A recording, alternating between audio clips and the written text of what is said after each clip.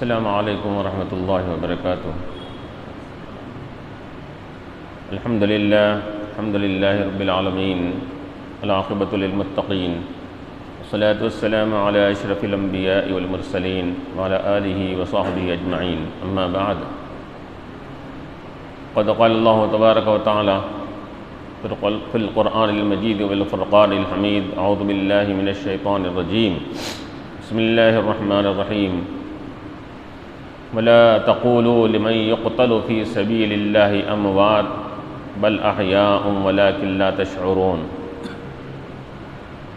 وقال تعالى في مقام آخر في شأن حبيبه الكريم، ان الله وملائكته يصلون على النبي يا ايها الذين آمنوا صلوا عليه وسلموا تسليما۔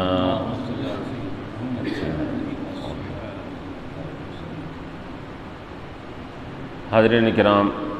و معزز سامعین، ابھی میں نے جس آیت کریمہ کی تلاوت کا شرف حاصل کیا، اس میں اللہ تبارک و تعالی اس کی راہ میں جان دینے والوں کی فضیلت کو اجاگر کرتے ہوئے فرماتے ہیں، اے لوگو، جو ہمارے راستے میں اپنی جان کو قربان کر دیتا ہے تو تم اس کو مردہ نہ سمجھنا، بل احیاء، بلکہ ایسے لوگ وہ زندہ رہتے ہیں، ان کو ابدی زندگی مل جاتی ہے۔ یہ اور بات ہے کہ تم کو اس کا شعور اور احساس نہیں ہوتا۔ تو یہاں اللہ تبارک و تعالی جام شہادت نوش فرمانے والوں کی فضیلت بھی بیان کر رہا ہے، اور جام شہادت نوش کرنے سے یہ زندگی اور حیات ختم نہیں ہوتی، بلکہ زندگی کو ابدیت اور حیات کو سرمدیت مل جاتی ہے، ہمیشہ کی زندگی وہ حاصل کر لیتا ہے اللہ کے راہ میں قربان ہونے والا۔ اسی وجہ سے احادیث شریفہ میں راہ خدا میں جان دینا اور شہادت پانے کی جو فضیلتیں آئی ہے، کہ جس کی وجہ سے ہمارے اکابر، ہمارے اسلاف نے یہ ہمیشہ تمنا اور خواہش کیا ہے کہ اے بار الہ، ہم کو تیری راہ میں جام شہادت نوش فرمانے والا بنا، اور یہ مقام و مرتبے سے ہم کو سرفراز فرما۔ یہی نہیں بلکہ روایت میں آتا ہے کہ امام الانبیاء حبیب رب العالمین علیہ الصلوۃ والسلام نے بھی، آپ کی بھی خواہش یہ تھی کہ میں بھی راہ خدا میں بار بار مجھے زندگی ملے، اور راہ خدا میں میں جان دیتا جاؤں، اور وہ لذت جام شہادت جو ملتی ہے وہ بار بار حاصل کرتا جاؤں۔ اب یہ ان تمام شہادتوں اور راہ خدا میں جان دینے اور قربان کرنے والوں کی سر فہرست میں اگر کسی کا نام شمار کیا جاتا ہے تو وہ ہے امام حسین رضی اللہ تعالیٰ عنہ۔ اسی وجہ سے آپ کو امام الشہداء کہا جاتا ہے، شہداء کے امام ہیں آپ۔ ہمارے اسلاف میں سے کئی ایک حضرات کو شہادت کی موت نصیب ہوئی، جام شہادت انہوں نے نوش فرمایا۔ کئی ہمارے صحابہ کرام کو بھی شہادت ہوئی، اسلاف کو ہوئی، لیکن کسی کی شہادت کو شہادت عظمیٰ نہیں قرار دیا گیا۔ امام حسین رضی اللہ عنہ کی شہادت کو شہادت عظمیٰ قرار دیا گیا، بڑی شہادت۔ کیوں؟ وجہ یہ ہے کہ جن جن لوگوں نے اپنی جان کی قربانی دی وہ ان کی اپنی ذاتی قربانی تھی۔ امام حسین نے اپنی ذات کی قربانی نہیں دی، اپنے خاندان کی، اپنے بچوں کی، اپنے مال کی، اپنے ثمرات، ہر قسم کی قربانی دے کر آپ نے جام شہادت نوش فرمائی۔ اس وجہ سے آپ کو جو کلیدی مقام حاصل ہوا اور کسی اور شہادت کو وہ مقام نہیں مل سکا۔ اسی وجہ سے علماء مؤرخین فرماتے ہیں قیامت تک آپ کی شہادت کا تذکرہ بڑی عزت اور شان و شوکت کے ساتھ یہ مسلمان قیامت تک کرتے ہیں اور کرتے رہیں گے اس کی شہادت اور اس کے۔ اگرچہ کہ محرم 10 محرم الحرام کے دن آپ کی شہادت ہوئی، یہ 10 محرم الحرام کا دن یہ نہایت ہی بابرکت دن ہے، عظمت والا دن ہے۔ یہ حضور پاک علیہ الصلوۃ والسلام کے زمانے اور آپ کی ظاہری تشریف آوری سے پہلے بھی سابقہ امتوں میں اس کو تقدس اور اس کو اونچا مقام حاصل تھا، اس 10 محرم الحرام کو بھی۔ کیوں؟ بلکہ یہاں تک کہ روایت میں آتا ہے کہ حدیث شریف میں آتا ہے کہ 10 محرم کا روزہ رمضان کے روزوں سے پہلے فرض تھا۔ جب رمضان کے روزوں کی فرضیت جب اللہ تعالیٰ نے قرآن میں نازل فرما دی کتب علیکم الصیام کے ذریعے سے، تو 10 محرم کا روزہ اب کی فرضیت ختم ہو کر اس کا صرف نفل ہونا باقی رہ گیا۔ یہ اور بات ہے کہ ہے روزہ نفل، لیکن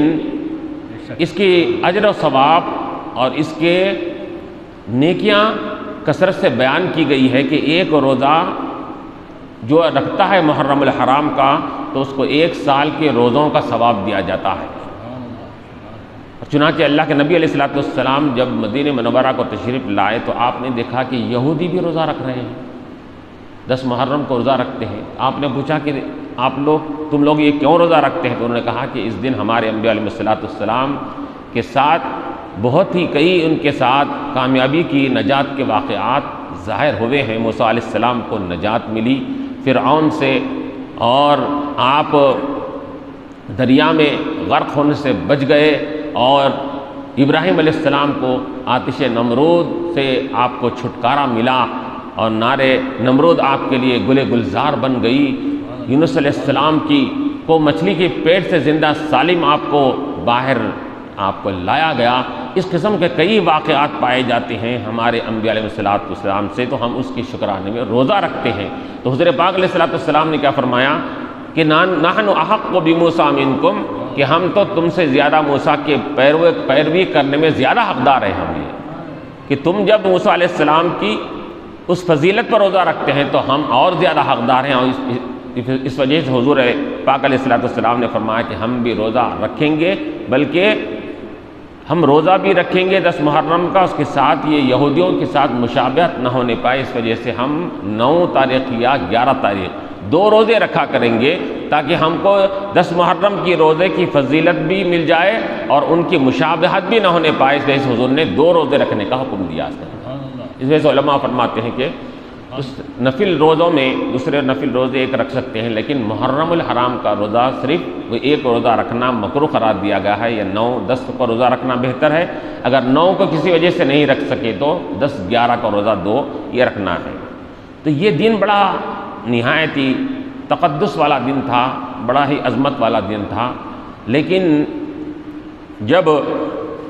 حضور پاک علیہ الصلوۃ والسلام کی تشریف آوری کے بعد سن 60 اور 61 ہجری میں جب واقعہ شہادت برپا ہوا اور امام حسین رضی اللہ عنہ اور آپ کے رفقا اور آپ کے جان باز ساتھیوں کی اور اہل خانوادہ کی جب قربانیاں اس دن رونما ہوئی، تو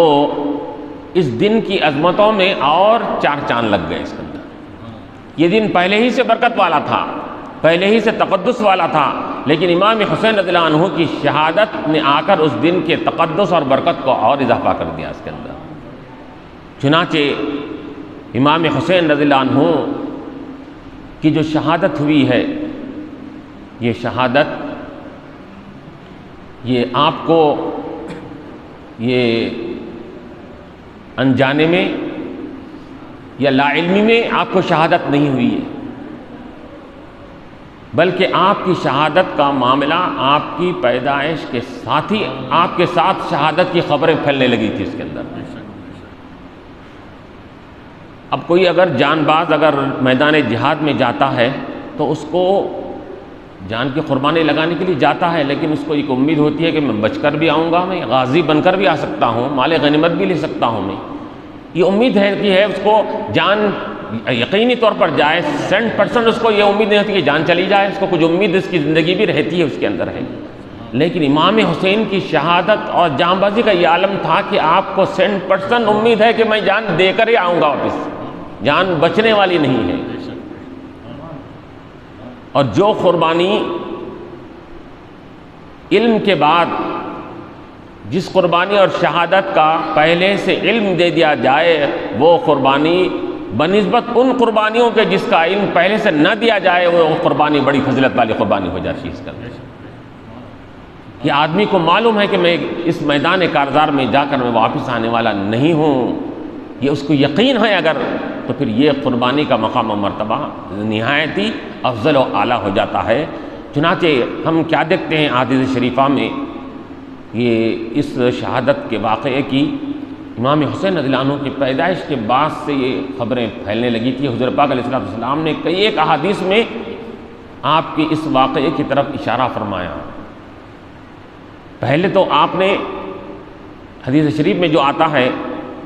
کہ حضرت ام الفضل رضی اللہ تعالیٰ عنہ حضور کی چچی حضرت عباس رضی اللہ عنہ کی زوجہ حضور کی چاچی ہوتی ہے، تو انہوں نے خواب دیکھا، ام الفضل رضی اللہ تعالیٰ عنہ نے کیا خواب دیکھا، ایک عجیب و غریب خواب دیکھا، اور آ کر فوراً خواب دیکھ کر دوسرے دن حضور پاک علیہ السلام کی خدمت میں حاضر ہوئی، اپنے بھتیجے سے عرض کرنے لگی کہ میں ایک انوکھا اور ایک عجیب و غریب خواب دیکھا ہوں میں۔ تو حضور نے فرمایا کہ بتاؤ کیا خواب دیکھے ہیں؟ تو ام الفضل نے فرمایا کہ وہ خواب میں بیان کرنے سے بھی میں آگے پیچھے ہو رہی ہوں، ایسا خطرناک خواب میں نے عجیب و غریب خواب دیکھا۔ تو آپ نے کہا کہ نہیں تم بیان کرو۔ تو ام الفضل نے بیان کیا کہ یا رسول اللہ صلی اللہ علیہ وسلم میں نے خواب میں دیکھا کہ آپ کے جسم کا ایک ٹکڑا علیحدہ ہو کر میری گود میں ڈالا گیا ہے۔ تو حضور پاک علیہ السلام نے فرمایا کہ ام الفضل اے میری چچی جان، آپ پریشان مت ہوئیے، گھبرائیے مت، یہ نہایت بہترین خواب ہے آپ کا، اس کی بہترین تعبیر نکلنے والی ہے۔ بی بی فاطمہ کو لڑکا تولد ہوگا امام حسین، اور پیدا ہونے کے بعد تمہاری گود میں ڈالا جائے گا اس کو۔ تو اب دیکھیے یہاں پر چونکہ امام حسین حضور کے جگر کا ٹکڑا بھی ہے، جسم کا حصہ بھی ہے، وہ اس کی خبر پہلے ہی سے ام الفضل کو دے دی جا رہی ہے، آپ کے جسم کا حصہ میری گود میں ڈالا جا رہا ہے، تو جو کہ امام حسین میرے جسم کا حصہ ہے وہ تمہارے پیدا ہونے کے ساتھ یہ تمہارے گود میں ڈالا جائے گا، اس کے خواب کی یہ تعبیر ہے حضور نے فرمایا۔ اور پھر ام الفضل رضی اللہ تعالیٰ عنہ اب بچپنے کے حالت میں ہی امام حسین رضی اللہ عنہ پیدا ہو گئے، پیدا ہونے کے ساتھ ہی آپ کی گود میں آپ امام حسین رضی اللہ عنہ کو ڈالا گیا، اور چند دن نہیں گزرے ام الفضل رضی اللہ تعالیٰ عنہ حضور کے پاس آیا جایا کرتی کثرت سے۔ ایک مرتبہ آپ امام حسین رضی اللہ عنہ کو اپنے گود میں لیے ہوئے ان کو بہلانے لگی، اس کے بعد پھر حضور پاک علیہ السلام کی گود مبارک میں امام حسین رضی اللہ عنہ کو آپ نے دے دیا۔ پھر تھوڑا سا ادھر ادھر کچھ کام میں مصروف ہو کر جب پلٹ کر جب آپ نے دیکھا تو حضور پاک علیہ السلام کے چشمان مبارک سے آنسو بہ رہے ہیں، حضور کی آنکھوں سے آنسو بہ رہے ہیں۔ تو ام الفضل رضی اللہ تعالیٰ عنہ نے کہا کہ یا رسول اللہ صلی اللہ علیہ وسلم ابھی آپ اس بچے سے دل بہلا رہے تھے، اس کو کھلا رہے تھے، اب آپ کے آنکھوں سے آنسو جاری ہے، کیا ماجرا ہے؟ تو حضور پاک علیہ السلام نے فرمایا کہ ام الفضل میری چچی جان، ابھی جبرائیل علیہ السلام آئے ہیں، آ کر انہوں نے کہا کہ یا رسول اللہ صلی اللہ علیہ وسلم آپ اس بچے سے محبت کا اور چاہت کا اظہار کر رہے ہیں، لیکن یاد رکھیے اس بچے کو آپ کی امت کے ظالم ایک دن کربلا کی میدان میں تپتی ہوئی ریت پر آپ کے اس بچے کو شہید کرنے والے ہیں۔ یہ خبر آ کر مجھ کو جبرائیل علیہ السلام نے دی، تو وہ خبر سن کر میری آنکھوں سے آنسو جاری ہو گئے۔ اور پھر ایک روایت ایسی بھی ملتی ہے، اور ایک روایت میں یہ بھی آتا ہے کہ حضور پاک علیہ السلام نے فرمایا کہ جبرائیل علیہ السلام صرف خبر ہی نہیں دی بلکہ کربلا کی مٹی کو شیشے میں لا کر دیا اور کہا کہ یا رسول اللہ صلی اللہ علیہ وسلم یہ کربلا کی یہ مٹی ہے جہاں آپ کے شہزادے کو شہید کیا جائے گا، اور یہ مٹی جس وقت خون بن جائے گی تو سمجھنا کہ آپ کا بیٹا شہید کر دیا گیا ہے اس کے اندر۔ تو یہ روایات حضور کی علیہ السلام نے جو حدیث کے ذریعے سے سب لوگوں کو بتائی، یہ روایات علماء فرماتے ہیں، محدثین فرماتے ہیں کہ یہ حد شہرت کو یعنی مشہور ہو چکی تھی روایات، ہر ایک کو معلوم، بی بی فاطمہ کو معلوم، حضرت علی شیر خدا کو معلوم، حضور پاک علیہ السلام کے گھر والوں کو سب کو معلوم کہ یہ امام حسین رضی اللہ تعالیٰ عنہ یہ ایک دن یہ دشمنوں کے ہاتھوں سے یہ جام شہادت نوش کرنے والے ہیں۔ یہ خبر مشہور آرام ہو چکی تھی اس کے اندر، یہ نہیں بلکہ روایت میں کیا آتا ہے کہ حضرت علی رضی اللہ تعالیٰ عنہ کو اللہ کے رسول علیہ السلام نے تو ایک ایک چیز کی خبر دے دی تھی، کس مقام پر ہوگا، کہاں گھوڑے باندھے جائیں گے، کہاں کجاوے رکھے جائیں گے۔ ایک مرتبہ علی رضی اللہ عنہ اپنے ساتھیوں کے ساتھ دریائے فرات سے آپ کا گزر ہوا، ابھی امام حسین بچپنے کی حالت میں ہے،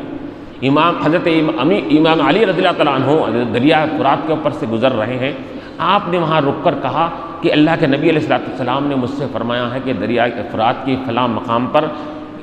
کیا ہوگا کہ امام حسین رضی اللہ تعالیٰ عنہ میرے لخت جگر اور اس کے خاندان والوں کے گھوڑے یہاں باندھے جائیں گے، ان کی کجاوے یہاں رکھے جائیں گے، یہ ان کے ساز و سامان یہاں رکھے جائیں گے۔ یہ تمام چیزوں کی نشاندہی مجھ کو اللہ کے نبی علیہ السلام نے پہلے ہی فرما دی تھی اس کے اندر۔ اب دیکھیے یہاں پر کہ امام حسین رضی اللہ تعالیٰ عنہ کی شہادت سے پہلے ہی بچپن ہی سے یہ تمام چیزیں پھیلائی جا رہی ہے، مشہور کر دی جا رہی ہے اس کے اندر۔ تو اب حضرت بی بی ہاجرہ کو بھی دیکھیے کہ ان کے لخت جگر کو بھی قربانی کا حکم دیا گیا، اللہ کے راہ میں سر کٹانے کا حکم دیا گیا، لیکن بچپنے کی حالت میں بی بی ہاجرہ کو تو اطمینان تھا کہ میرا بچہ ابھی راہ خدا میں شہید ہونے والا ہے، ان کو تو معلوم ہی نہیں تھا اس کے اندر۔ تو انہوں نے جی بھر کر لاڑ پیار بھی کیا ہوگا، اور لاڑ و پیار کرتے وقت کبھی ان کے دل میں کوئی خطرہ بھی نہیں آیا ہوگا کہ میرا بچہ اللہ کی راہ میں قربان بھی ہونے والا ہے۔ انہوں نے دل بھر کر محبت بھی کیا، لاڑ کیا، پیار کیا ہوگا، لیکن قربان جائیے بی بی فاطمہ رضی اللہ تعالیٰ عنہا پر، قربان جائیے ان کے صبر و ہمت پر کہ بی بی فاطمہ رضی اللہ تعالیٰ عنہا جب بھی دودھ پلاتی ہوگی، جب بھی خون جگر اپنے دودھ اپنے بچے کو پلاتی ہوگی، تو وہ واقعہ کربلا آپ کے ذہن میں اس کا نقشہ کھینچ جاتا ہوگا اس کے اندر۔ اس پر آپ کی کیا بیتتی ہوگی، آپ کے دل پر کیا گزرتی ہوگی، اس کا اندازہ لگائیے اس کے اندر۔ بی بی فاطمہ رضی اللہ عنہ دودھ پلا رہی ہے، بی بی فاطمہ رضی اللہ عنہ یہ ننھے مسکراتے بچے کو دیکھ کر یہ خوش بھی ہو رہی ہے، جیسا خوش ہو رہی ہے اس کے ساتھ کربلا کا خطرناک منظر ان کے سامنے آ جاتا ہوگا، تو ان کے دل پر کیا عالم ہوتا ہوگا اس کے اندر۔ شیر خدا علی رضی اللہ تعالیٰ عنہ جب اس اپنے بچے کو اپنے سینے سے لگاتے ہیں، سینے سے لگانے کے ساتھ ہی پھر وہ حضور پاک علیہ السلام سے سنے ہوئے واقعات کہ سینے سے آپ لگا رہے ہیں، لیکن وہ واقعہ بھی سامنے کھنچ جاتا ہوگا کہ جب تپتے میدان میں، ریتیلے میدان میں ریت کے سینے کا پر یہ میرا لخت جگر وہاں پر دم توڑ رہا ہوگا، اپنی سانسیں اللہ کی راہ میں قربان کرنے والا ہوگا۔ تو یہ واقعہ ہونے سے پہلے خبر دینے میں یہ تمام چیزیں یہ پائی جاتی اس کے اندر، یہ ہمیشہ خدشہ لگا ہوا ہوتا ہے، ہمیشہ وہ منظر سامنے آ جاتا ہے، ماں کے بھی آ رہا ہے، باپ کے بھی آ رہا ہے، اور امام الانبیاء علیہ السلام بھی آپ کو اپنے دوش مبارک پر کھلا رہے ہیں، اور یہی نہیں بلکہ اپنی زبان مبارک چسا رہے ہیں۔ چساتے وقت کیا یاد آ رہا ہوگا، اب زبان چسا رہے ہیں، اور وہ منظر آپ کا نقشہ آپ کے سامنے ہوگا کہ ایک دن وہ ہوگا میرے لخت جگر کہ یہ ہونٹوں پر کانٹے پڑ گئے ہوں گے، زبان خشک ہو جائے گی اور اس کو پانی کوئی ڈالنے والا نہیں رہے گا، وہ منظر سامنے رہ کر حضور اپنی زبان مبارک کو چسا رہے ہیں، تو اس وقت کیا عالم ہوگا۔ یہ تمام چیزیں واقعات سے پہلے جو دی جاتی ہے، اور وہ چیزیں دل پر زیادہ غم اور حزن و ملال کو پیدا کرنے والی ہوتی ہے اس کے اندر۔ حالانکہ یہ اتنا ہونے کے باوجود بھی، اتنے خبریں ہونے کے باوجود بھی، اب اہل بیت کا،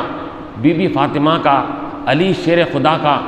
کا مقام و مرتبہ دیکھیے، ان کا ہمت، ان کی عزم، ان کا استقلال، ان کا صبر، ان کے حلم اور بردباری کو دیکھیے۔ اس کے اندر وہ چاہتے تو یہ عرض کر سکتے، بی بی فاطمہ عرض کرتی ابا جان آپ تو امام الانبیاء ہے، آپ تو مختار کائنات ہے، آپ تو وجہ تخلیق کائنات ہے، آپ کی وجہ سے تو کائنات بنی ہے، آپ چاہیں تو یہ واقعے کو ٹلا سکتے ہیں، آپ چاہیں تو یہ واقعہ ٹل سکتا ہے، اے ابا جان آپ دعا فرمائیے اللہ تعالیٰ سے یہ واقعہ ٹل جائے، یہ واقعہ نہ ہونے پائے، یہ کہہ سکتی تھی، لیکن بی بی فاطمہ سے کبھی زبان پر کبھی الفاظ نہیں نکلے۔ شیر خدا کو معلوم تھا کہ حضور علیہ السلام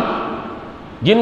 شیر خدا کو حضور نے فرمایا انا مدینۃ علم والی بابھا، میں علم کا شہر ہوں، علی اس کے دروازے ہیں، تو علم کا شہر ہے، حضور کو کیا نہیں معلوم ہے، حضور کو مقام و مرتبہ کیا نہیں ہے، وَعَلَّمَكَ مَا لَمْ تَكُنْ تَعْلَمْ بھی ہے، وَكَانَ فَضْلُ اللَّهِ عَلَيْكَ عَظِيمًا، آپ پر اللہ کا بڑا نہایت بڑا فضل و عظیم ہے آپ پر، یہ علی جانتے تھے۔ جو جس پر اللہ کا فضل ہوگا تو پھر اس پر اللہ کا فضل ہونے کے بعد اللہ تعالیٰ اس کی بات کو رد کیسے کر سکتا ہے؟ علی شیر خدا کہہ سکتے تھے یا رسول اللہ صلی اللہ علیہ وسلم میرے لختے جگر کی جان بچانے کے لیے اب اللہ کے بارگاہ میں دعا کیجئے، لیکن کسی کی زبان پر نہیں آتا ہے،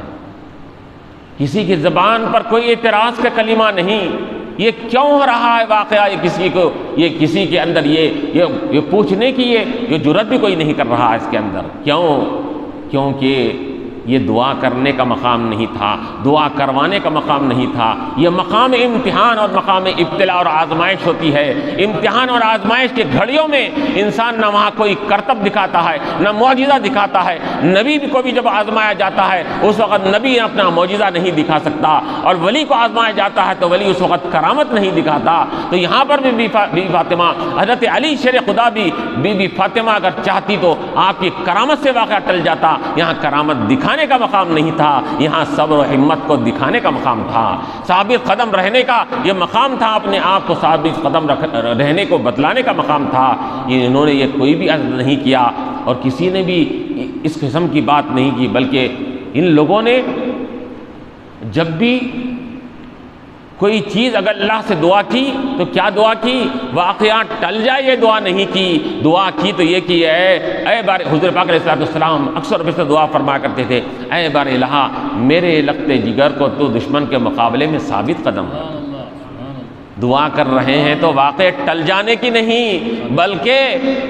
لختے جگر کے اس واقعے کے وقت میں ثابت قدم رہنے کی دعا فرما رہے ہیں۔ اے میرے لختے جگر کو اے بار الہ تو ثابت قدم رکھنا، وہاں اس کے قدموں کو لرزنے نہ دینا، وہاں ہمت سے تو اس کا مقابلہ کرتے وقت اس کا حامی اور مددگار بن جانا، یہ دعائیں کی جا رہی ہیں وہاں پر۔ امام حسین رضی اللہ تعالیٰ عنہ حضور کے نور نظر، حضور کے آنکھوں دل کا سرور تھے، نور نظر بھی تھے، اتنا چاہتے تھے امام حسن و حسین رضی اللہ تعالیٰ عنہما کو۔ حضور پاک علیہ السلام احادیث میں آتا ہے کہ من احبہما فقد احبنی، جو ان دونوں سے محبت کرے اس نے مجھ سے محبت کیا، جو مجھ سے محبت کیا وہ اللہ سے محبت کیا، جو اللہ سے محبت کیا وہ جنت میں داخل ہو جائے گا۔ حضور پاک علیہ السلام اتنی محبت کا اظہار فرماتے تھے، اتنی ان سے مسرت اور خوشی کا اظہار فرمایا کرتے تھے، اور یہی نہیں کہا بلکہ روایتوں میں کیا آتا ہے کہ جس کسی نے امام حسین اور حسن رضی اللہ عنہما سے محبت کیا تو حضور پاک علیہ السلام فرماتے ہیں کہ میں اس کو جنت کی بشارت دیتا ہوں، خوشخبری دیتا ہوں۔ تو وہ امام حسین رضی اللہ تعالیٰ عنہ، جن کو امام حسین رضی اللہ تعالیٰ عنہ کا مقام و مرتبہ کیا کہنے، کہ جن کی تربیت نشوونما آغوش رسول میں جس کی تربیت ہوئی ہو، جس کی پرورش اور جس کے نشوونما کے صاحب قرآن کے گھر میں ہو رہی ہو، اور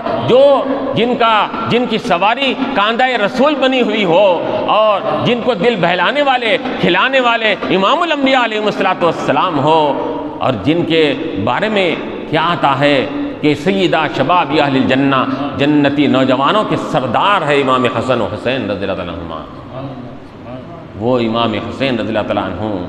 کہ جنہوں نے ایسی عفت معاب پاک باز خاتون کے لخت جگر ہیں، اور ان کا پاک باز انہوں نے دودھ پیا ہے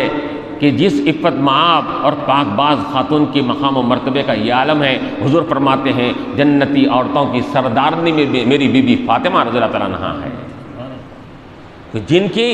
ماں کے مقام و مرتبے کا یہ عالم ہے، کہ ان کی عفت اور پاک دامنی کا یہ عالم ہے۔ کل قیامت کے میدان میں جب بی بی فاطمہ تشریف لائیں گی تو عرش الہی سے یہ ندا ہوگی، اے اہل محشر، اے قیامت میں رہنے والوں، محشر والوں، اپنی نگاہوں کو نیچے کر لو، میری بی بی میری فاطمہ سامنے سے گزر رہی ہے۔ تو وہ بی بی فاطمہ رضی اللہ تعالیٰ عنہا، وہ عفت معاف فاطمہ رضی اللہ عنہا کے لختے جگر کو امام حسین کہا جاتا ہے۔ وہ امام حسین رضی اللہ تعالیٰ عنہ ہے کہ جن کا مقام و مرتبہ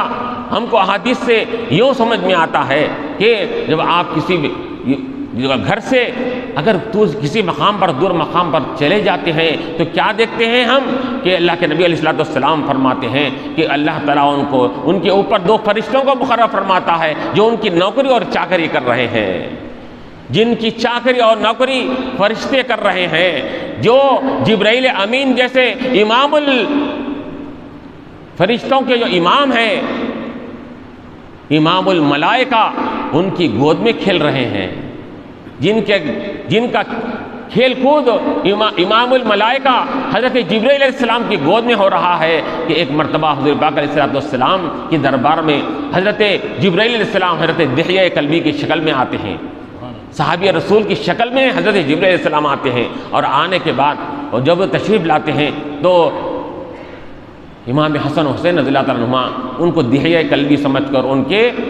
ان کے پاس ان کی گود میں اچھلنے کودنے لگتے ہیں، تو حضور پاک علیہ السلام فرماتے ہیں کہ اے بچوں بیٹھ جاؤ، تو جبرائیل علیہ السلام فرماتے ہیں کہ یا رسول اللہ ان کو کھیلنے دیجئے، ان کو رہنے دیجئے میرے پاس، لیکن بتائیے کہ انہوں یہ کیا ٹٹول رہے ہیں؟ تو حضور نے فرمایا کہ دحیہ کلبی جب بھی آتے تھے تو اپنے جیب میں کچھ ان کے لیے ٹافی اور ان کے لیے کچھ میوے وغیرہ لایا کرتے تھے، تو اس کو وہ ٹٹول رہے ہیں۔ تو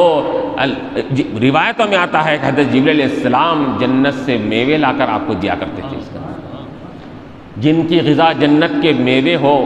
جن کی گود امام الملائکہ ہو، جو امام الملائکہ کی گود میں کھیلے، جن کے کاندھے پر جو امام الانبیاء کے کاندھے پہ سواری کرے، اور وہ ذات جو اگر لڑکھڑانے لگے اور چلتے ہوئے لڑکھڑانے لگے تو اللہ کے نبی علیہ السلام منبر کو چھوڑ کر نیچے آ جائیں، وہ امام الشہداء امام حسین رضی اللہ تعالیٰ عنہ ہے کہ ان کے مقام و مرتبے کا کیا کہنا، کہ یہاں تک کہ روایتوں میں کیا آتا ہے کہ ان کی دوستی ایمان کی علامت، ان سے بغض اور نفرت یہ اسلام دشمنی کی علامت ہے، اور ان سے محبت رکھنے والا جنتی، ان سے بغض رکھنے والا جہنمی ہے، اور جو امام حسن اور حسین سے محبت رکھتا ہے اللہ تعالیٰ اس سے محبت رکھتا ہے۔ یہ مقام و مرتبہ امام حسین رضی اللہ تعالیٰ عنہ کا ہے۔ یہ فضائل احادیث میں بیان کیے گئے، یہ مقامات آپ کو بیان کیے گئے۔ ارے امام حسین تو امام حسین ہے، امام حسین کا مقام و مرتبہ تو اونچا بلند و بالا ہے۔ حضور پاک علیہ السلام فرماتے ہیں میرا حسین کا وہ مقام و مرتبہ ہے کہ میرے حسین کے ساتھ کھیلنے والا بچہ بھی میرے پاس محبوب ہے، وہ بچہ بھی جو کھیلتا ہے کل قیامت کے دن میں اس کی بھی شفاعت کر کے اس کو جنت میں پہنچاؤں گا اس کے لیے۔ یہ دیکھیے کہ اللہ تبارک و تعالیٰ نے کیا مقام عطا فرمایا تھا، لیکن جتنا بلند و بالا مقام ہوتا ہے اتنے بلند و بالا اتنے بڑے کٹھن امتحانات بھی ہوتے ہیں، اتنی آزمائشیں بھی ہوا کرتی ہیں۔ انسان کو جتنا اونچا مقام دے دیا جاتا ہے اتنا اس کے ساتھ کڑے امتحانات بھی ہوا کرتے ہیں۔ اللہ کے نبی علیہ السلام نے کیا فرمایا؟ ہر نبی کو آزمایا گیا، ہر نبی سے امتحان لیا گیا، کیونکہ میں محبوب رب العالمین ہوں، تو اللہ تعالیٰ نے مجھے سب انبیاء سے زیادہ مجھے آزمایا۔ اللہ تعالیٰ نے جتنی محبت زیادہ ہوتی ہے اللہ تعالیٰ کو بندے سے، آزمائش اللہ تعالیٰ اس بندے سے زیادہ فرماتا ہے۔ آزمائش اور امتحان یہ اللہ والوں کا یہ طرہ امتیاز ہوا کرتا ہے۔ وہ آزمائش اور امتحان کو سہ کر وہ اس کے اندر جو مزہ پاتے تھے اور لذت پاتے تھے وہ انہی کے دل سے پوچھا جائے۔ حضرت جنید بغدادی رحمۃ اللہ علیہ کے تعلق سے آتا ہے کہ اگر کسی دن آپ کو اگر کوئی تکلیف یا کوئی مصیبت بلا نہیں آتی تو یہ فرماتے عرش الہی کی طرف نظر دوڑا کر پیارے بتلا کیا مجھ سے ناراض ہے، آج کوئی مصیبت نہیں دیا میرے اوپر۔ تو یہ مصیبتیں آزمائش ایمان والوں کا حصہ ہوتی ہے، اللہ کے نیک بندوں کا حصہ ہوتی ہے۔ وہ مصیبتیں ہم مصیبتیں آتی ہے تو واویلا مچاتے ہیں، وہ مصیبتیں نہیں آتی ہیں تو اللہ سے یہ درخواست کرتے ہیں کہ مولا کہ ہم سے ناراض تو نہیں ہے تو اس کے اندر۔ تو جتنی محبت اللہ کو بندے سے ہوتی ہے آزمائش سے زیادہ ہوتی ہے۔ امام حسین رضی اللہ عنہ کو اللہ تعالیٰ امام حسین سے اتنی محبت کرتے تھے کہ آپ کو امام الشہداء کا مقام دینا تھا، اس وجہ سے سب شہادتوں میں اتنی تکلیفیں نہیں ہوئی جتنی تکلیف امام حسین کو دی گئی، تاکہ آپ کی شہادت کو شہادت عظمیٰ کا مقام حاصل ہو جائے اس کے اندر۔ تو امام حسین رضی اللہ تعالیٰ عنہ، اب یہ ابتدائی سے آپ کو یہ واقعات آپ کے ذہن میں ہے، بی بی فاطمہ کے پیش نظر ہے، حضرت علی شیر خدا کے پیش نظر ہے، اور پھر یہی نہیں بلکہ کربلا کے میدان میں وہاں کے کیا کیا ہونے والا ہے، وہ سب واقعات ان لوگوں کے سامنے پیش نظر ہے۔ لیکن اب بتائیے کہ اس کے باوجود بھی کیا ہو رہا ہے، یہاں پر وہی ہمت اور استقلال ہے، اور بچے کو تسلی دی جا رہی ہے، اور ثابت قدمی کی دعائیں کی جا رہی ہے۔ اور پھر کیا آتا ہے روایتوں میں کہ جب یہ امام حسین رضی اللہ تعالیٰ عنہ، اب آپ آگے بڑھتے ہیں کس کے لیے، جب واقعات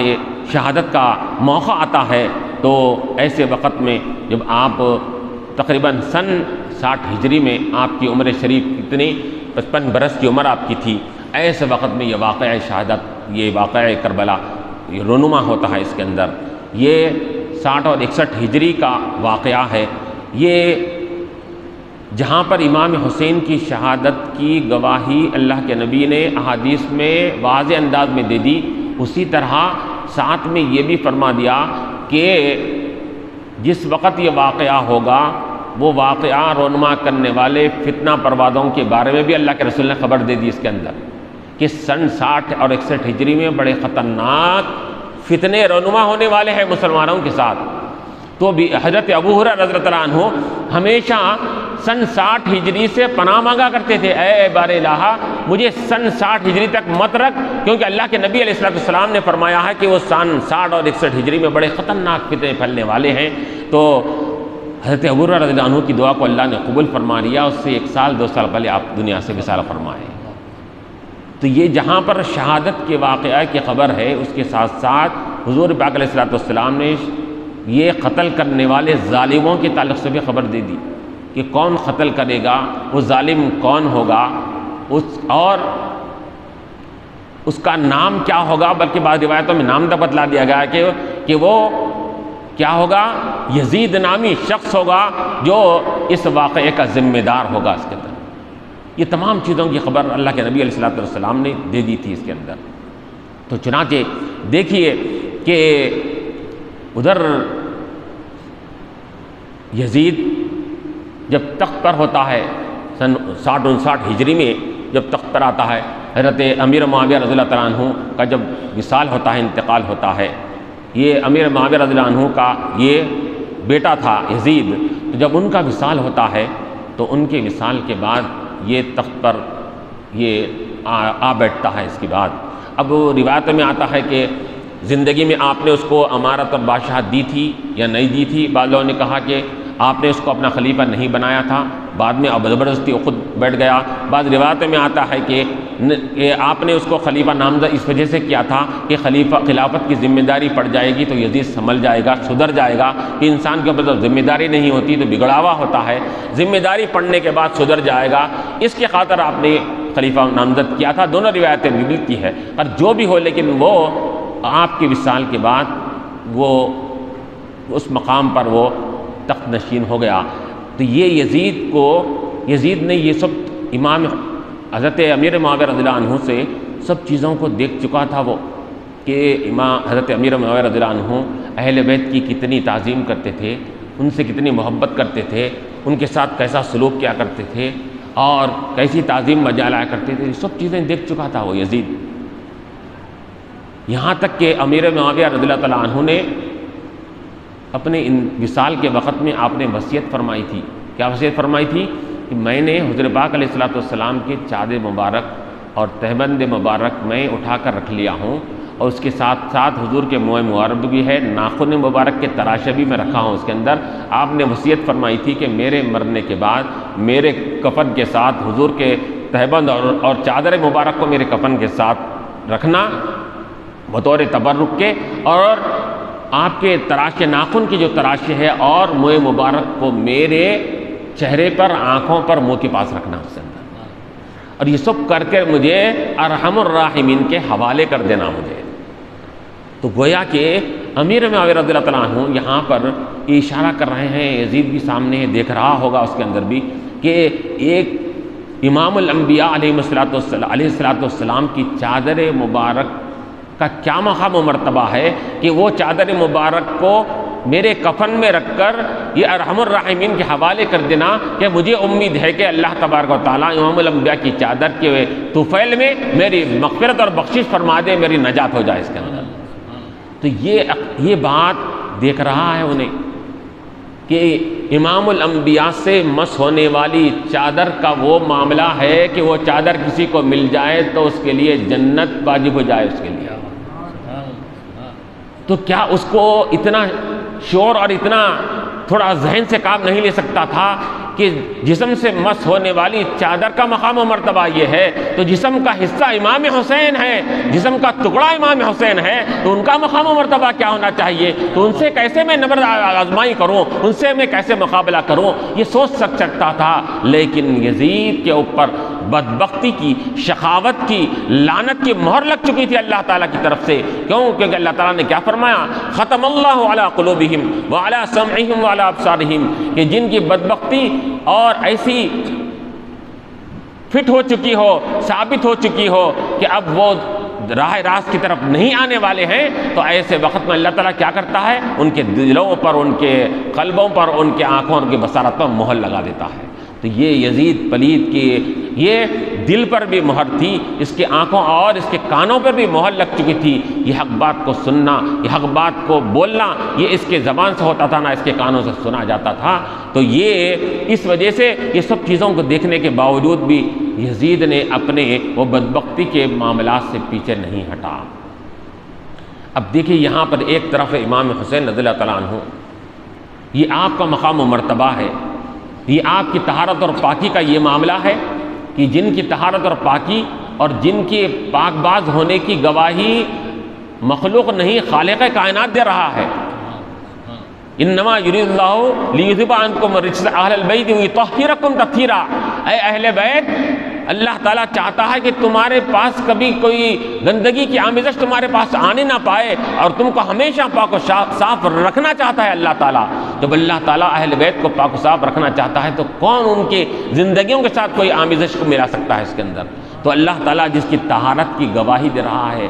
ایسے پاک باز امام حسین رضی اللہ تعالیٰ عنہ اس کے مقابلے میں ہے، اور وہ ہے کہ یزید پلید، ناپاک، اور وہ اتنا گناہوں میں ملوث تھا وہ کہ تاریخ کی ہر کتاب اٹھا کر دیکھ لیجئے، کسی نے بھی اس کو کیا ہے کبھی بھی یہ نہیں کہا کہ وہ بڑا نیک تھا، فلاں تھا، صادق تھا، وہ سچ بولا کرتا تھا۔ ہر ایک نے مورخ نے کیا لکھا اس کے اندر کہ وہ یزید شارب خمر تھا، شراب پیتا، جوا کھیلتا، رقص سرور کی محفلیں سجاتا، ناچنے گانے والوں کے ناچ اور گانے کو دیکھا کرتا تھا، سود کے بازار کو عام کر دیا تھا، محرمات سے نکاح، یعنی جن سے ہمارا نکاح ناجائز ہے، بھانجیاں، بھتیجیاں، خالائیں، پھپھا، بولا کہ ان سے بھی نکاح جائز، نعوذ باللہ، محرمات سے، نامحرم سے نکاح کو جائز، سود کو جائز قرار دے دیا، شراب تو اس کی فطرت ثانیہ بن گئی تھی، جب مشغلہ ہوتا شراب پیا کرتا تھا، شراب کے نشے میں ہمیشہ یہ لطف ہوا کرتا تھا اس کے اندر۔ بلکہ بعض مورخین نے یہ تک بھی لکھا ہے کہ اس کی بدبختی کا یہ عالم تھا کہ ایک مرتبہ تو وہ شہادت کے واقعے سے پہلے امام حسین رضی اللہ عنہ ایک مقام سے آپ گزر رہے ہیں، یہ انہیں اپنے دوستوں اور اوباشوں کے ساتھ شراب پیتا ہوا بیٹھا ہوا تھا، امام حسین رضی اللہ عنہ سامنے سے گزرتے ہیں تو امام حسین رضی اللہ عنہ کو وہ دعوت دے رہا ہے، اے امام، اے حسین، آؤ ذرا یہ فلاں مقام کی بنی ہوئی بہترین شراب ذرا نوش کر کے تو دیکھیے۔ اعوذ باللہ، خود بھی پی رہا ہے، دوسروں کو پلا رہا ہے، اور شراب کی طرف لوگوں کو دعوت دیتا ہے۔ اب دیکھیے اتنا شرابی، جواری، اور جس نے شراب کے بارے میں امام حسین کو کیا ہے دعوت دی کہ تم آپ بھی شراب نوش کیجئے، بلکہ یہ سب اس کے معاملے دیکھ کر اب بتائیے کہ امام حسین رضی اللہ عنہ اس یزید پلید کے ہاتھ پر کیسا بیعت کر سکتے تھے؟ اس کے یہ تمام جرم،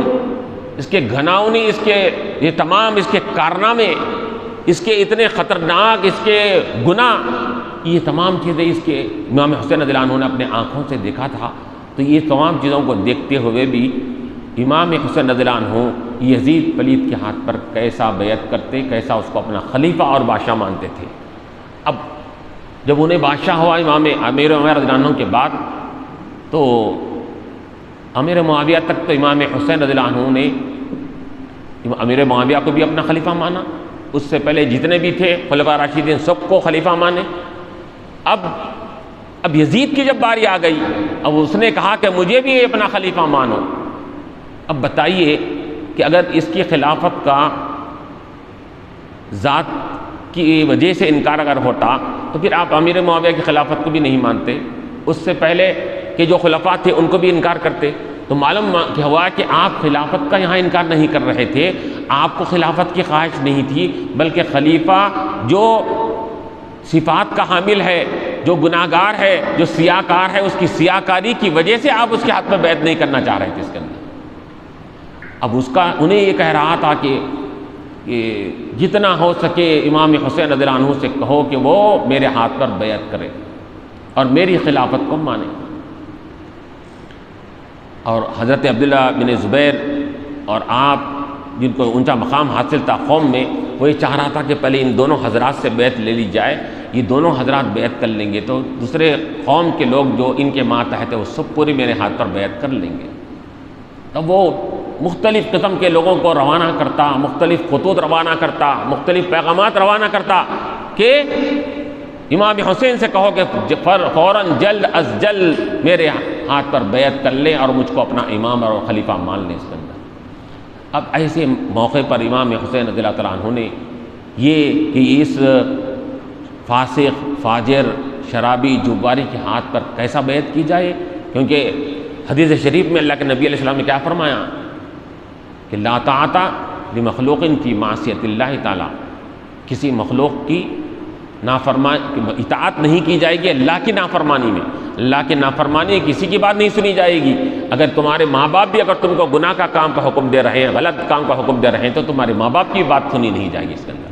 ماں باپ کی بات، بڑوں کی بات اس وقت تک سنی جائے گی جب وہ اللہ اس کے رسول کے احکام کے مطابق بول رہے ہیں۔ اگر وہ اللہ اس کے رسول کے حکم کے خلاف بول رہے ہیں تو ان کی بات کو سنا نہیں جائے گا۔ یہ ایک قاعدہ کلیہ بنا دیا گیا ہے۔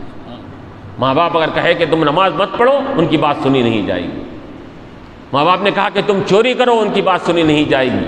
کیونکہ اللہ کی نافرمانی میں مخلوق کی اطاعت نہیں ہو سکتی، یہ قاعدہ ہے۔ تو اب یہاں پر پھر کیسا امام حسین رضی اللہ عنہ اس تمام چیزوں سے واقف کیا نہیں تھے؟ اس سب چیزوں سے واقف تھے، اس وجہ سے آپ نے اس کی بیعت سے انکار کر دیا۔ اب وہ بیعت کا انکار کرنا تھا تو اب اس نے یہ معرکہ کربلا کو یہ برپا کرنے کے لیے پوری تیاری کر لیا۔ تو امام حسین رضی اللہ تعالیٰ عنہ کو ایک تو پہلے سے خبر دی جا چکی تھی، یہ واقعہ ہوگا سن فلاں ہجری میں ہوگا اور کربلا کے لقدق میدان میں آپ کو ظالم شہید کریں گے، یہ تمام واقعات کی آپ کو خبر دے دی گئی تھی۔ لیکن اس کے باوجود بھی آپ نے یہاں پر جو عزیمت کی راہ اختیار کی، یہاں پر علماء فرماتے ہیں بعض لوگوں نے وہاں پر آپ جب روانہ ہو رہے تھے، مکہ مدینہ کو چھوڑ کر آپ کوفے کی طرف روانہ ہو رہے تھے، کربلا کے علاقے کی طرف روانہ ہو رہے تھے، تو بعض لوگوں نے آپ کو روکا۔ تو اب روکا تو آپ نے کہا کہ یقیناً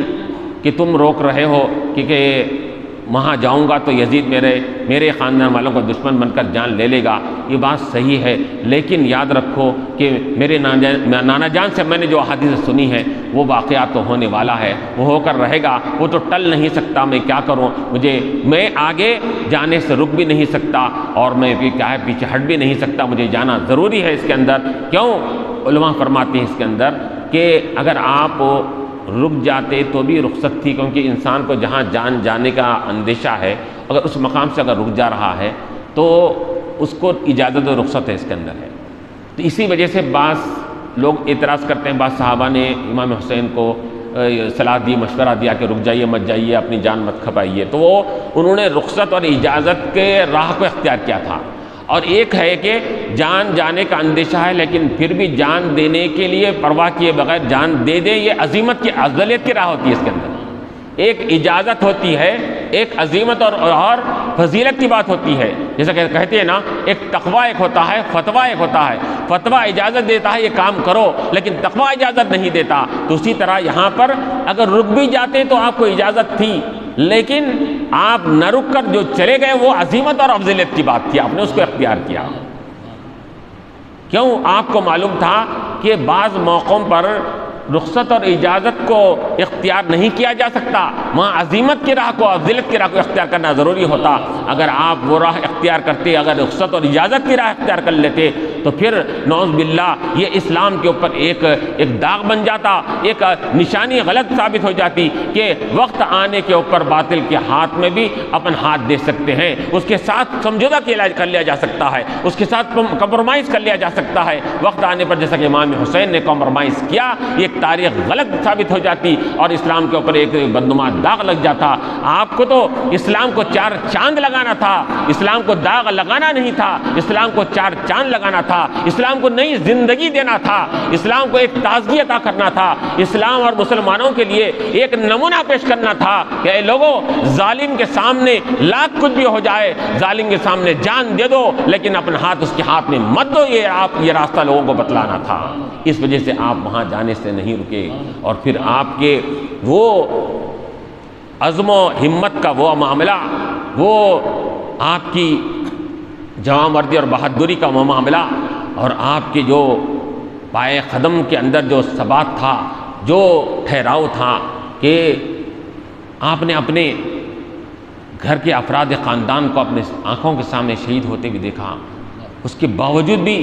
اب غور کیجئے، اس کے اندر علی اصغر کی شہادت کو اپنے آنکھوں سے دیکھ رہے ہیں، علی اکبر کی شہادت کو اپنے آنکھوں سے دیکھ رہے ہیں، اور چھوٹے چھوٹے بچوں کی شہادت، اپنے خاندان والوں کی شہادت، اپنے بھتیجوں کی شہادت، اپنے بھائیوں کی شہادت، یہ سب اپنے آنکھوں سے آپ نے دیکھا. لیکن اب دیکھیے، گھر میں اگر ایک موت اگر واقع ہو جاتی ہے تو کئی دن تک اس کا ایک غم اور سوگ ماحول پر چھایا ہوا ہوتا ہے. اس کے اندر آدمی کیا ہے، وہ اس کے قدم ڈگمگانے لگتے ہیں. اگر غور کیجئے، اگر کسی کا بیٹا اگر جوان، اگر ایک بیٹا اگر مر جائے تو باپ کو کئی دن لگ جاتے سنبھلنے کے لیے اس کو. باپ کو گھر میں اگر باپ کا انتقال ہو جائے، بوڑھا باپ بھی انتقال کر جائے تو کئی دن تک حالت سنبھلتی رہی اولاد کی.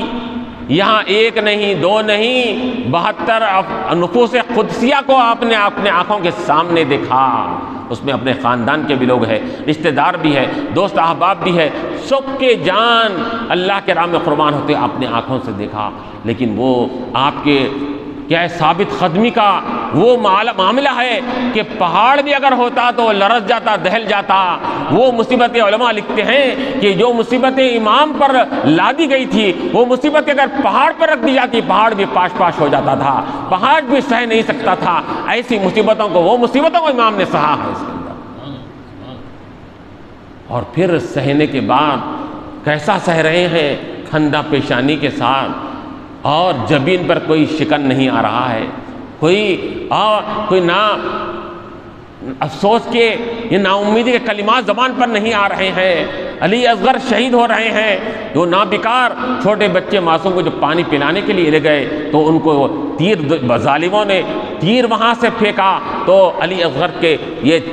یہ حلق پر آ کر تیر لگتا ہے، اور تیر لگتا ہے تو امام حسین رضی اللہ عنہ کے پاس لایا جاتا ہے. امام حسین وہ تیر کو آہستہ سے جیسا ہی نکالتے ہیں، خون کا فوارہ نکلتا ہے، اور علی اصغر وہیں پر جام شہادت نوش کر لیتے ہیں. چھوٹے بچے کی شہادت اور قربانی کو خون بہتا ہوا اپنی گود میں لے کر باپ دیکھ رہا ہے. بتائیے اب اس کے باپ کا دل پر کیا بیت رہی ہوگی. لیکن کیا کہہ رہے ہیں، دیکھیے ایسے وقت میں کہ جبکہ انسان کے قدم ڈگمگا جاتے ہیں، ایسے وقت میں اور یہ شکایات کے کلمات زبان سے نکلنے لگتے ہیں، لیکن امام کے ہمت اور استقلال پر قربان جائیے. ان کے ہمت و استقلال پر ہمارا سلام ہے. آپ نے ننھے اصغر علی اصغر کی شہادت پر آپ نے کیا فرمایا، اے بار الہا، اس ننھے میرے علی اصغر کی شہادت سے تو اگر راضی ہوتا ہے تو میں تیری اس رضا پر بھی راضی ہوں. تو اگر یہ میرے بچے کی قربانی کو لے کر تو مجھ سے راضی ہو جاتا ہے تو میں یہ سمجھتا ہوں کہ میرے سودا بڑا سستا ہے، میں تیری اس رضا پر راضی ہوں. میں اس کے اندر اور پھر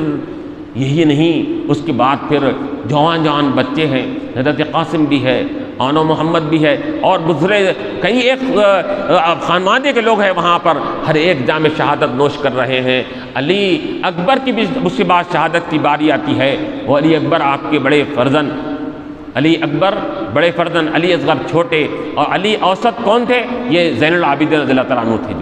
جو بیمار تھے، جو آپ کا میدان کارزار میں شریک نہیں ہوئے تھے۔ تینوں کا نام علی رکھا گیا تھا۔ علی اکبر بڑے شہزادے کو کہتے تھے، علی اصغر چھوٹے شہزادے کو، علی اوسط درمیانی، علی کسے کہتے تھے؟ وہ زین العابدین رضی اللہ عنہ کو کہا جاتا تھا۔ وہ بیمار تھے، اور تقریباً 14 برس کی عمر، 13-14 برس کی عمر تھی زین العابدین رضی اللہ عنہ کی۔ تو وہ بیماری کی وجہ سے آپ اگرچہ کہ کربلا کے میدان میں تھے، خیمے میں تھے وہاں پر، لیکن آپ میدان کارزار میں نہیں آ سکے تھے بیمار ہونے کی وجہ سے۔ تو اللہ تبارک و تعالیٰ نے، اللہ تعالیٰ کو یہ منظور تھا کہ اللہ تبارک و تعالیٰ امام حسین کی نسل کو باقی رکھنے کے لیے امام حسین رضی اللہ عنہ کو باقی رکھا۔ کیوں؟ کیونکہ آج حسینی نسل جو چلی آ رہی ہے وہ امام زین العابدین رضی اللہ عنہ کا ہی تصدق اور طفیل ہے کہ امام حسین نے زین العابدین کو میدان کارزار میں نہیں لایا، بیماری وہاں پر بہانہ تھی، لیکن وہاں مشیت الہی بھی کار فرما تھی اس کے اندر کہ زین العابدین وہاں پر میدان جنگ میں نہ آئیں، ان کی جان باقی رہے تاکہ حسینی سلسلہ قیامت تک باقی رہ سکے اس کے اندر۔ اب دیکھیے یہاں پر کہ یزیدیوں نے یہ چاہا تھا کہ امام حسین ان کے خانوادے کو یہ ختم کر کے ان کا نام و نشان مٹ جائے، ان کے نسل ختم ہو جائے، اور ان کے تمام کو ان کا نام نہیں لینا، کوئی باقی نہ رہے، یہ سب ختم ہو جائے۔ یزیدیوں نے یہ چاہا تھا، لیکن جب اللہ تعالیٰ کی مشیت کار فرما ہوتی ہے تو سامنے والے کی چاہت کوئی وہاں پر کوئی کام نہیں کرتی۔ انہوں نے چاہا تھا کہ کوئی اب حسینی خاندان کا فرد دنیا میں باقی نہ رہے۔ اللہ تبارک و تعالیٰ کی مشیت یہ تھی کہ تو اگر 100 افراد بھی ہوتے تو اتنے اولاد نہ ہوتے، میں زین العابدین سے اتنے اولاد کو پیدا کروں گا تو تا قیامت کثرت سے ان کی اولاد پیدا ہوتے رہتی ہے۔ اگر کسی کی 100 اولاد بھی ہو تو اتنا بڑا خاندان اور کنبہ قیامت تک نہیں ہو سکتا جو ایک امام زین العابدین رضی اللہ عنہ کی نسل سے آج جو حسینی پائے جا رہے ہیں۔ جس مقام پر دیکھو آپ وہاں پر حسینی کوئی نہ کوئی وہاں پر اس کے اندر موجود رہے گا، ہر 10 میں ایک حسینی وہاں موجود ہوگا، ہر 20 میں حسینی موجود رہے گا۔ یہ امام زین العابدین کے رضی اللہ عنہ کی کرامت کو اللہ تعالیٰ ان کے ذریعے سے ثابت کرنا چاہ رہا تھا۔ تو یہ حضرت علی اکبر رضی اللہ تعالیٰ عنہ جو امام حسین کے یہ لخت جگر بڑے شہزادے ہیں، تو آپ جب ان کی باری آ گئی اس کے اندر تو امام حسین رضی اللہ تعالیٰ عنہ نے اپنے ہاتھ سے ان کے اوپر ہتھیار باندھتے ہیں، اس کو گھوڑے کے زین کے اوپر ان کو بٹھا کر ان کو روانہ فرماتے ہیں اس کے اندر۔ اب دیکھیے بچہ کہاں جا رہا ہے، یہ جوان بھری جوانی میں اپنی جوانی کو لٹانے کے لیے، اپنی جان اللہ کے راہ میں قربان کرنے کے لیے وہاں پر نکل رہے ہیں، اور باپ بڑی ہمت اور استقلال کے ساتھ اپنے بچے کو روانہ کر رہا ہے۔ تو جیسا ہی علی اکبر رضی اللہ تعالیٰ عنہ وہاں پر جاتے ہیں میدان کارزار میں، جیسا کہ تاریخ کے واقعات میں بڑی یہ دلسوز یہ واقعات وہاں پر بھرے پڑے ہوئے ہیں اس کے اندر کہ بڑی جامع مردی سے آپ مقابلہ کرتے ہیں۔ مقابلہ کرنے کے بعد اور بارہا آتے ہیں، اور ایک مرتبہ تو آپ حضور پاک علیہ السلام کی انگوٹھی چساتے ہیں، پھر دوسری مرتبہ آتے ہیں اپنی زبان مبارک چساتے ہیں، پھر تیسری مرتبہ آتے ہیں پیاس کی شکایت ہوتی ہے۔ تو اب دیکھیے یہاں پر باپ کی ہمت ٹوٹ نہیں رہی ہے، باپ کی ہمت میں کوئی فرق نہیں پڑ رہا ہے، بیٹا جان دے رہا ہے، پیاس سے اس کے زبان میں کانٹے پڑ چکے ہیں اس کے اندر، لیکن ایسے وقت میں بھی باپ کی ہمت کو سلام کرتے ہیں ہم۔ باپ کیا کہہ رہا ہے؟ اے بیٹے تم ہمت مت ہارو، دیکھو وہاں اوپر دیکھو جنت کی حوریں اپنے ہاتھوں میں شراب کے پیالے لیے کھڑی ہوئی ہے، اپنے نانا جان کے ہاتھوں سے وہ شراب، ساقی کوثر کے ہاتھوں سے وہ کوثر کی شراب تم کو پینا نہیں ہے، تم کو یہ ہمت دلاتے ہیں۔ تو علی اکبر میں اور ہمت آ جاتی ہے، پھر نکلتے ہیں، مقابلہ کرتے ہیں اس کے اندر جا کر، اور پھر جب دیکھتے ہیں کہ علی اکبر ایسی جامع مردی کا مظاہرہ کر رہے ہیں تو وہ یزید پلیدی چوطرف سے اطراف سے پورے گھیر کر امام علی اکبر کو وہ شہید فرما دیتے ہیں۔ تو حضرت علی اکبر رضی اللہ تعالیٰ عنہ کہ جب شہید کر دیا جاتا ہے، آپ کی لاش مبارک کو حضرت امام حسین رضی اللہ عنہ کے پاس لایا جاتا ہے تو جیسا ہی امام حسین رضی اللہ عنہ اپنے لخت جگر جوان بچے کی لاش کو اپنے گود میں لیتے ہیں اس کے اندر، اب دیکھیے جوان بیٹے کی لاش، چھوٹے بچے بھی گئے، بھائی بھتیجے بھی گئے، سب گئے، اب ایک بیٹا تھا جوان بچہ، وہ بچے کی لاش بھی اپنے گود میں لے رہے ہیں، تو ایسے وقت میں کیا دل کا علم ہو رہا ہوگا، لیکن زبان سے کلمات کیا نکلتے ہیں؟ زبان سے کلمات نکلتے ہیں صبرن علی بلائکا ورزن علی قضائکا، اے بار الہ تیری آزمائش پر میں صبر کرتا ہوں، تیرے رضا پر میں راضی ہوں، اور میں جس میں تیری رضا ہے میں اس پر راضی ہوں۔ میں بار الہ بیٹے جوان بچے کی موت کو دیکھ کر کیا فرما رہے ہیں؟ اے بار الہ تو اگر اس میں راضی ہے تو میں بھی اسی میں راضی ہوں، تو اگر میری بھری جوانی والے بیٹے کی اگر تو قربانی کو لے کر تو اگر راضی ہو رہا ہے، یہی تو اگر اس میں تیری رضامندی ہے تو تسلیماً علی رضائک، اے اللہ تیری رضا پر میں اپنا سر خم کرتا ہوں، نیچے جھکا دیتا ہوں۔ یہ کلمات اپنی زبان سے نکالتے ہیں، اور پھر اس طرح کا یہ ایک کے بعد دیگر کا تمام شہداء کا معاملہ ہوتا ہے، ہر کوئی اپنی جان اللہ کے راہ میں شہید کر رہا ہے۔ امام حسین رضی اللہ عنہ کی باری آتی ہے، امام حسین رضی اللہ تعالیٰ عنہ بھی مردی کا مظاہرہ کرتے ہوئے آپ بھی اللہ کے راہ میں جام شہادت نوش فرماتے ہیں، اور پھر کیا آتا ہے روایتوں میں بڑی بہادری سے مقابلہ کرتے ہیں، یہ ہزاروں یزیدیوں کو فی النار کرتے ہیں، اور پھر آخر میں اب تو یہاں پر امام حسین سے پہلے تو کوئی نہ کوئی سوار کرانے والا بھی تھا، ہتھیار باندھنے والا بھی تھا، امام حسین کو تو کوئی تسلی دینے والا بھی نہیں ہے، امام حسین کو کوئی ہتھیار دینے والا بھی نہیں ہے، گھوڑے پر سوار کرنے والا بھی نہیں ہے، گھوڑے سے آپ کی لاش مبارک گر رہی ہے، کوئی تھامنے والا بھی وہاں پر نہیں ہے۔ امام حسین رضی اللہ عنہ، اب روایتوں میں آتا ہے جیسا ہی آپ گھوڑے کی زین سے نیچے اترتے ہیں تو آپ کہتے ہیں کہ یہ جمعہ کا وقت ہے، ظہر کا وقت ہے، چونکہ ہم مسافر ہیں، مسافر پر جمعہ واجب نہیں ہوتا، تو آپ کہتے ہیں کہ ظہر کی نماز ہمارے پر جب تک زندگی جب تک حیات ہمارے اندر باقی ہے نماز مسلمان کے اوپر سے ساقط نہیں ہو سکتی۔ آپ نے کہا، آپ نے اپنے سر مبارک کو سجدے میں ڈال دیا، کیا کہنے کے لیے کہ ظہر کی نماز کو ہم کو ادا کرنا ہے۔ آپ اپنے سر مبارک کو سجدے میں جب نیچے جھکائے تو وہ شمر لعین نے آ کر آپ کے حلق کو اوپر تلوار چلا دی اور وار کر کے آپ کو جام شہادت آپ کو نوش کروا دیا اور آپ کو شہید کر دیا۔ تو آپ نے آخر دم تک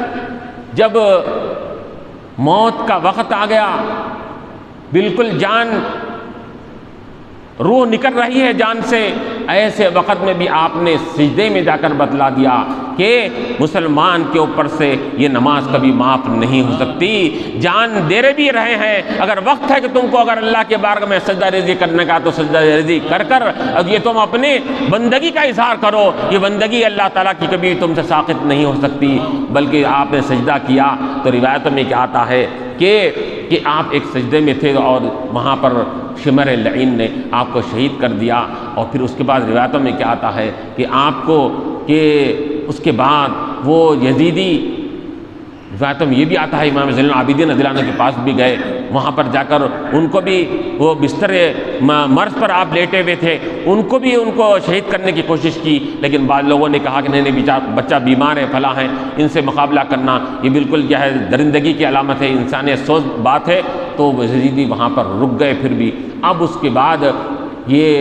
اب وہ خوش ہے، ابن زیاد بھی خوش ہے کہ میرا کام ہو گیا، اور میں یزید کے حکم کے اوپر میں نے امام حسین کو شہید کر دیا، کیونکہ یزید کا حکم تھا کہ ان کو میرے ہاتھوں حوالے کیا جائے، اگر وہ سیدھے راستے سے آ جائے تو ٹھیک ہے، نہیں تو ان کا سر قلم کر کے میرے پاس روانہ کیا جائے۔ تو اب یہ ابن زیاد ہو اور دوسرے اس کے رفقا ہو، سب خوش ہے اس کے اندر کہ اب ہم کو یزید کے دربار میں ہم جب لاش کو مبارک کو لے جائیں گے، سر مبارک کو لے جائیں گے تو ہم انعام و اکرام سے مالا مال کر دیے جائیں گے، ہم کو فلاں فلاں کی حکومت ملے گی، فلاں فلاں جگہ کی ہم کو یہ تخت و تاج ہم کو حاصل ہوگا۔ یہ بڑے خوشی کے ساتھ اب چنانچہ انہوں نے نیزوں کے اوپر لاشوں کو لیا، امام حسین رضی اللہ عنہ کی لاش کو، سر مبارک کو بھی نیزے کے اوپر اٹھا لیا وہ، امام حسین رضی اللہ عنہ کی نعش مبارک کو نیزے پر اٹھایا، اور نیزے پر اٹھانے کے بعد وہ یزید اب وہاں سے نکل کر روانہ ہو رہے ہیں کوفہ دمشق سے ہوتے ہوئے، اب یزید کے بارگاہ میں دربار میں پہنچنے کا ہے، وہاں سے نکلتے ہیں۔ تو اب مورخین نے لکھا کہ جب امام حسین رضی اللہ عنہ کو نیزے کی نوک کے اوپر آپ کو لیا گیا، اور تو آپ کے سر مبارک کو جو ایسا نوک پر لیا گیا تو سر مبارک آپ کا زمین کی طرف جھکا ہوا پایا گیا۔ تو مورخین نے، بعض شعراء نے اس کو اشعار کی شکل میں ڈھایا کہ امام حسین نے رکعت کے 2 سجدے ہوتے ہیں، ایک سجدہ ادا کیا تھا کہ اب مرتے وقت، مرنے کے بعد بھی آپ کے اندر دوسرے سجدے کی خواہش تھی، وہ خواہش کی تکمیل کرنے کے لیے آپ نے سر مبارک کو زمین کی طرف کیا تھا۔ یہ چاہ رہے تھے کہ مجھے 2 سجدے کرنے بھی نہیں دیے تھے، ایک سجدہ کیا تھا۔ اے یزیدیو یاد رکھو، دیکھو میرے سر کو تو دیکھو، میں دوسرے سجدے کی طرف میں روانہ ہو رہا ہوں۔ تو اس طرح وہ ایسے بہت ہی خطرناک اور بہت ہی بے عزتی کے ساتھ انہوں نے وہاں پر آپ کے خانوادوں کے ساتھ بھی بڑی بے حرمتی کے کا مظاہرہ کیا، اور آپ کے سر مبارک کو لے کر یہ راستوں سے ہوتے ہوئے، گلی کوچوں سے ہوتے ہوئے وہاں پر اب یزید کے دربار میں پہنچنا ہے۔ راستے میں مختلف واقعات لمبے ہیں، اس کے اندر دمشق بھی جاتے ہیں، کوفہ بھی جاتے ہیں، مختلف مقامات پر جاتے ہیں اس کے اندر، اور پھر اس کے بعد یزید کے دربار میں پہنچتے ہیں۔ جب راستے سے گزرتے ہیں اور تو یزیدی امام حسین کے سر اقدس کو لے کر گزر رہے ہیں، راستے میں جاتے جاتے ایک مکان پر سے گزر ہوتا ہے، تو وہ مکان کے اندر سے آواز آتی ہے کہ وہاں پر کوئی شخص وہاں پر تلاوت کر رہا ہے، کہ سورہ، چونکہ جمعہ کا دن تھا، وہاں سورہ کہف کی تلاوت ہو رہی تھی۔ ام حسبت ان اصحاب الکہف والرقیم کانوا من آیاتنا عجبا، کہ کیا تم گمان کرتے ہو اے لوگو کہ اصحاب کہف یہ ہماری نشانیوں میں سے نہیں ہے، کہ وہ ہماری نشانیاں نہیں ہیں، یعنی یقیناً ہماری نشانیوں میں سے ہے۔ تو وہ وہاں پر تلاوت کی جا رہی تھی کہ اصحاب کہف کو اللہ کی نشانی اور اللہ کی عجیب و غریب نشانیوں میں شمار کیے جانے کا آیا، تو وہاں پر کوئی تلاوت کر رہا تھا۔ سر انور وہاں سے جب گزرتا ہے، سر انور سے آواز آتی ہے، اے لوگوں اصحاب کہف کا قصہ عجیب تھا یا میری داستان عجیب ہے؟ سر انور سے آواز آنے لگتی ہے اس کے اندر،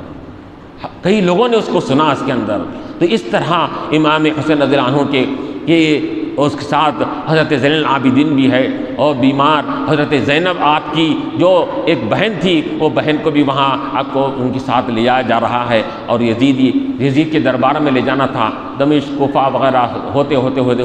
یزید کے دربار میں وہاں پہنچتے ہیں۔ زین العابدین رضی اللہ تعالیٰ عنہ کے سامنے، اور وہاں یزید